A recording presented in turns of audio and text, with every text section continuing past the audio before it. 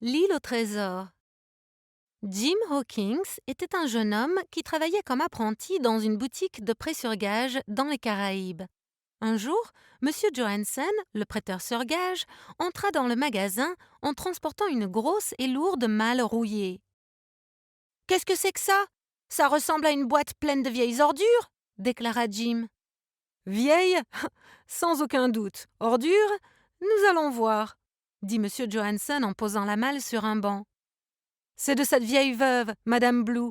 Elle a décidé de vendre le contenu de ce coffre, et je lui ai dit que tu aurais une estimation de sa valeur à la fin de la semaine. Jim soupira après le départ de M. Johansen. Jim était en train d'évaluer la valeur des objets de la malle lorsqu'il tomba sur quelque chose qui ne semblait pas être assorti aux autres bibelots. C'était un morceau de papier jauni par le temps et étroitement enroulé.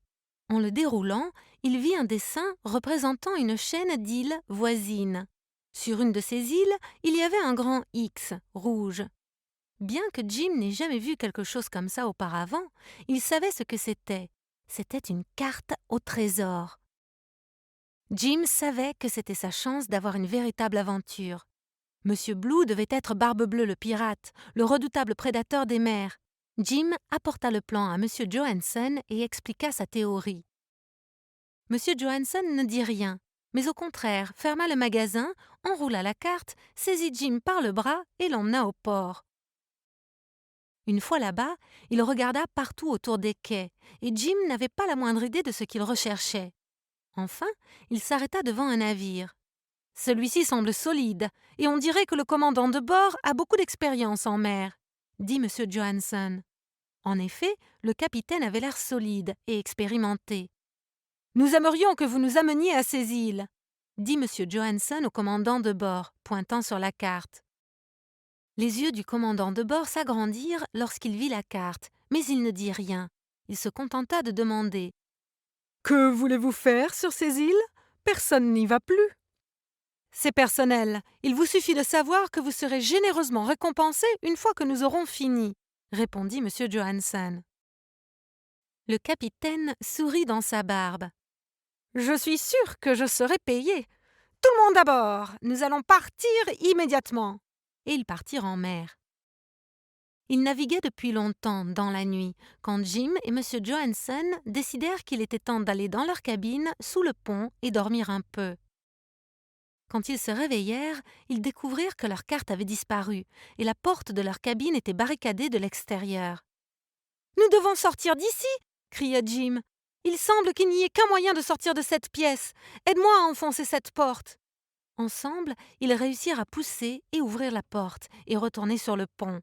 « Que faites-vous hors de votre chambre ?» demanda le commandant de bord en serrant le plan dans sa main. « Eh bien, peu importe. Cela m'évite le désagrément d'avoir à aller vous chercher. »« Pourquoi nous avez-vous enfermés? Que voulez-vous de nous ?» demanda Jim. « Je m'appelle Long John Silver, » déclara le capitaine, « et je suis le pirate le plus cruel de toutes les mers. Cette carte montre où le trésor de Barbe-Bleue est enterré, et ni vous, ni personne ne m'empêchera de le prendre. »« Capitaine, terre, devant nous !» cria un matelot de l'autre côté du pont. « Ah, nous sommes à proximité du trésor. Il est temps de se débarrasser de vous !» s'écria le commandant de bord. Le pirate força Jim et M. Johansen à monter sur un petit radeau qu'il lança à la dérive et navigua son bateau vers la terre.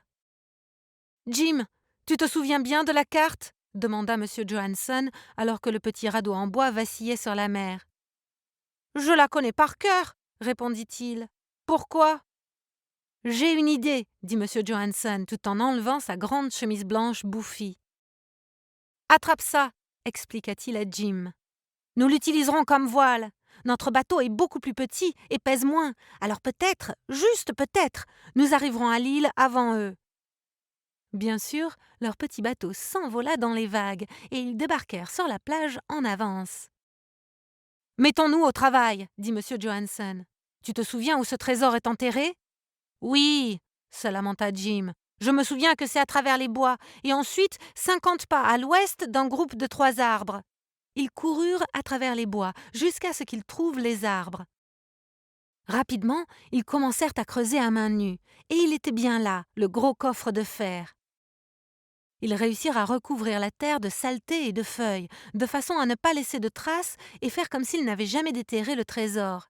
Et puis, ils prirent le coffre et se cachèrent avec le trésor dans une partie cachée de l'île et attendirent l'arrivée de Long John Silver.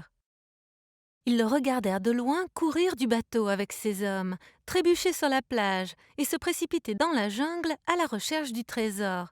Sa volonté de trouver le trésor était si forte qu'il avait pris tous ses hommes pour l'aider et laissé son navire sans surveillance. Jim et M. Johansen montèrent à bord du navire du pirate avec le coffre au trésor et partirent, laissant Long John Silver et son équipage sur l'île déserte. Quand ils retournèrent à leur boutique de prêt-sur-gage, ils envoyèrent un mot à Madame Blue pour qu'elle vienne les voir. Ils lui dirent que son mari était Barbe-Bleue le pirate et lui montrèrent le trésor. Ils décidèrent de se partager le trésor en 3 parts égales. Et Jim put vivre le reste de sa vie se sentant riche de trésors et d'aventures.